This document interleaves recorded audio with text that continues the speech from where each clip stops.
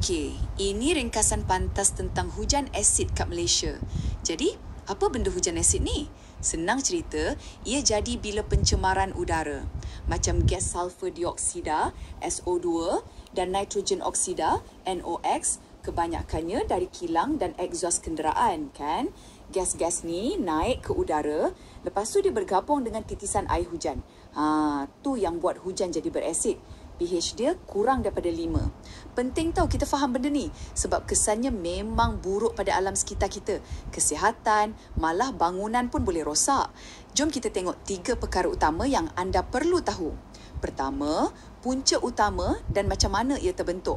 Kebanyakannya memang datang dari aktiviti manusia, macam pembakaran bahan api fosil, minyak, arang batu, kad kilang, stesen jana kuasa dan kenderaan kita. Benda inilah yang lepaskan gas SO2 dan NOx tu. Gas ni, bila dah ke atmosfera, dia bertindak balas dengan air, oksigen dan bahan kimia lain. Terus jadi asid sulfurik dan asid nitrik. Walaupun ada punca semula jadi macam letusan gunung berapi, tapi aktiviti manusia ni penyumbang terbesar. Ia boleh turun sebagai hujan asid, salji asid, kabus ataupun dalam bentuk habuk berasid kering. Kedua, kesan negatif dia. Wah, memang meluas. Untuk alam sekitar, ia boleh rosakkan daun pokok, ganggu proses fotosintesis, tanah pun jadi berasid, hilang subur. Ekosistem air macam sungai dan tasik lagilah teruk. pH air turun, habis hidupan akuatik macam plankton dan ikan boleh mati.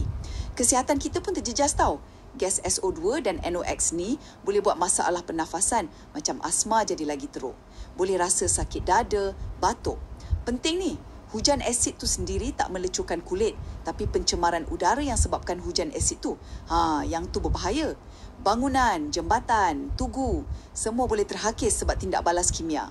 Akhir sekali, kawasan mana paling teruk terjejas kat Malaysia dan apa langkah kawalan kita? Selalunya kawasan perindustrian dan bandar besar macam Lembah Kelang, Pasir Gudang kat Johor dan sekitar Ipoh serta Taiping. Sebab apa? Sebab banyak kilang dan trafik kereta yang tinggi. Tapi, kerajaan ada ambil langkah. Kita ada Akta Kualiti Alam Sekeliling 1974 untuk kawal pelepasan asap. Kita galakkan guna teknologi bersih macam scrubbers untuk tapis SO2 dan selective catalytic reduction untuk NOx. Kita juga galakkan guna bahan api lebih bersih macam gas asli dan tenaga boleh baharu. Kualiti udara pun sentiasa dipantau dan ada kempen kesedaran awam. Kesimpulannya, hujan asid ni memang satu isu besar akibat pencemaran udara. Tapi Malaysia sedang dan terus berusaha untuk kawal masalah ni melalui undang-undang dan teknologi.